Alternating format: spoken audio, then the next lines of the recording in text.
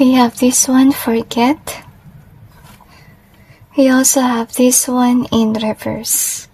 I'm sensing here na meron tao sa inyong buhay na hindi nyo na pinapansin. Itong tao na to ay naalala kayo with this forget being here. Nag-ending yung cycle between the both of you na nasa sense ko. Pero itong tao na to, para sa kanya, pwede pang mabuo. Okay, or hindi pa tapos yung connection ninyo. So you have this one in either way. And we have the present. Yung gusto sabihin sa'yo ng Panginoon, na sa present moment, gusto kanyang balikan. Kasi maybe, with regards to this one in either way, maybe you're somebody who actually bought luck or fortune sa kanya. Kasi I feel na nagkakaroon na siya ng misfortune simula na nag-break kayo or naghiwalay. I feel na iba sa kanila, maybe they're using you for money. So you also have the safe in reverse. Yes, you don't feel safe for this person. Na-feel ko rin guys na meron blockage sa throat.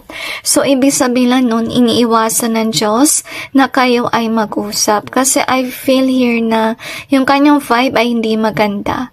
Kung sakali man meron siyang gustong kausapin na tao, yung intention niya is, hindi mabuti. It's only about him or herself.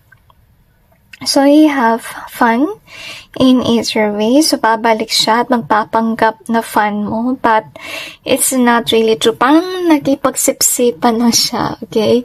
Or plastikan lang. But, in reality, hindi naman talaga kayo close.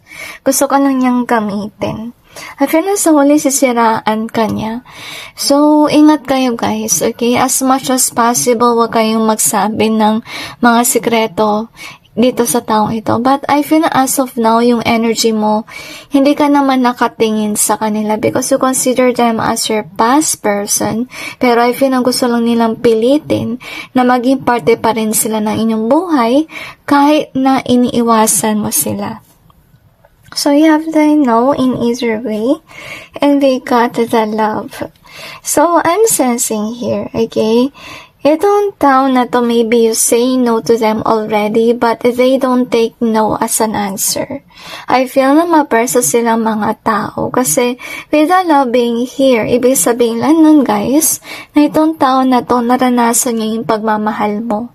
And this person wants more from you, pero hindi ko naman na-sense dito na mahal ka niya. I feel na it's more likely na mahal niya siguro yung pera mo. Okay, at dahil doon gusto niyang bumalik. Okay, I feel na binigay sa'yo ng reading na to ng Panginoon kasi you have to actually ignore whomever this is. Kasi yun ba sa inyo, baka magpadala. At nasa sense ko talaga na kung sakali man may sasabihin siya, it's kinda like a lie, maybe to get something from you, pero in reality, it's not really true. Parang gusto lang nilang matikman yung pera mo. Okay? So, sana iwasan mo tong tao na to. Mag-ingat kayo guys. And that's it. And God bless all of you.